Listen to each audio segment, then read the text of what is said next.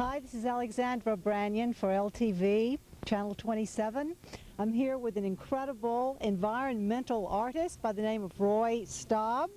We're standing, literally, in Freshwater Pond. I so admire that you could find this incredible location. I've lived here a while. I've never been to this particular spot.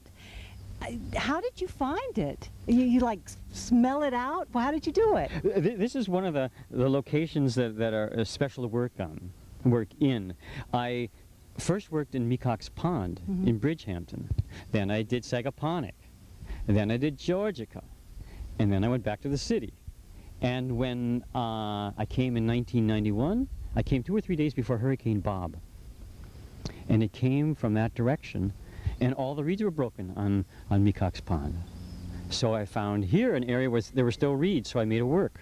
And I found this a beautiful place to work. So I come back here. It's a familiar site, a good site to work in. Yes, it's great. Also, the sounds are great here. I was just listening. Yeah, I hear the birds. And in the evening, the crickets make a sound. And sometimes people come by, and they come up and look at the work.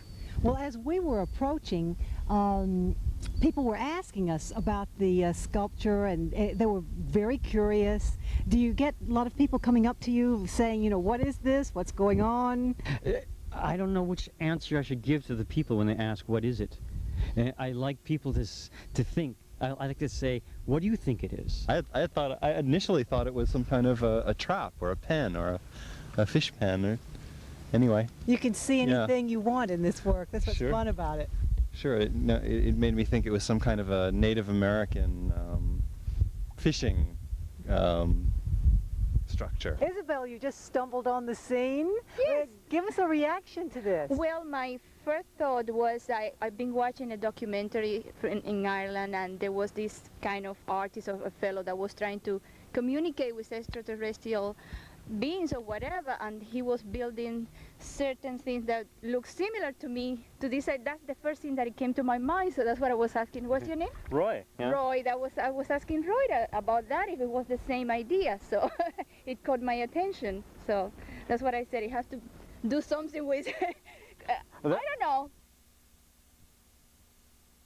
Oh, this is definitely environmental art. I was curious as to what does nature think of this work? Do you ever have like birds flying over or anything making a comment on the work other than humans?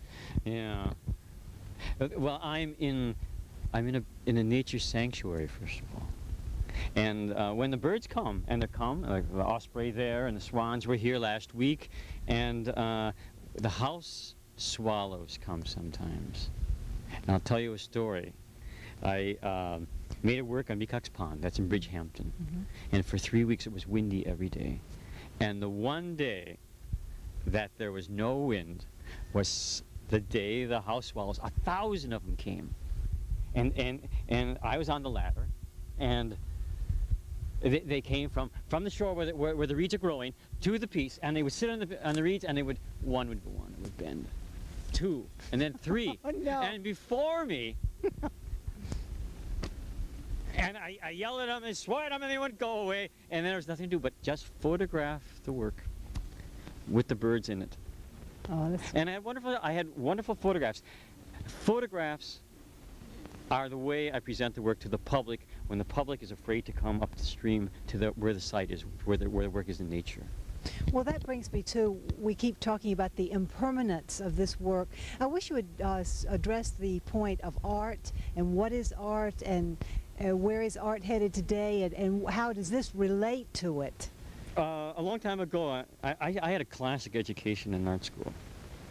And I learned how to paint, I learned how to make sculpture, I learned how to do printmaking, and all those things what art is supposed to be.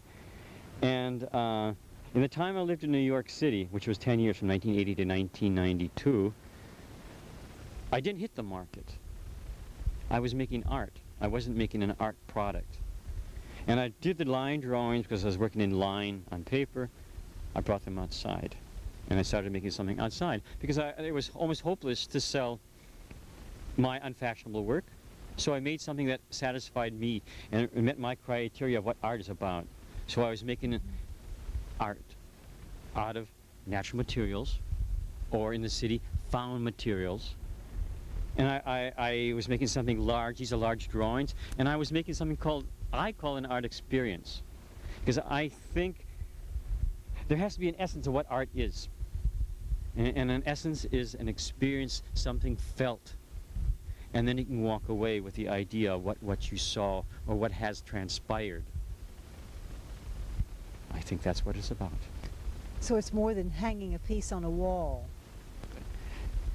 You could hang a piece on the wall, but if that piece, this is bigger.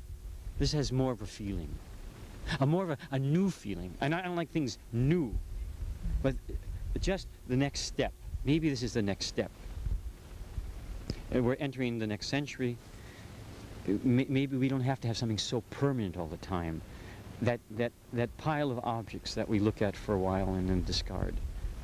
They clutter everything. This doesn't clutter. This fits into the cycle. So the reeds grow here. It's beautiful for a while. It's perfect for a while because I try to make it perfect. And then the storm comes and it falls down. And as those reeds there fall down in the fall and will rot in the water, this will too. And you don't have any sense of yearning about it, its disappearance, or no problem with separating from it? Oh, no. If it goes down too quickly. And when the piece is up, my stomach feels every wind that blows. Yesterday it was calm and the wind was from that direction. Today it's windy and it's from this direction. I'm upset. As long as my work is there. And I'm a sailor. I like to sail. But when my work is up, I want it calm and beautiful. And I'm worried about it. After a while, I can release it. Like life, it has to be let go. Let it do its part. Let it play its role out. Because it's only a moment. And beauty is for a moment, or we get tired of it too. Roy Staab, thank you so much. You are a work of art, and we appreciate so much you sharing yourself with us. This is Alexandra Branyon for LTV, Channel 27. Thank you. Thank you.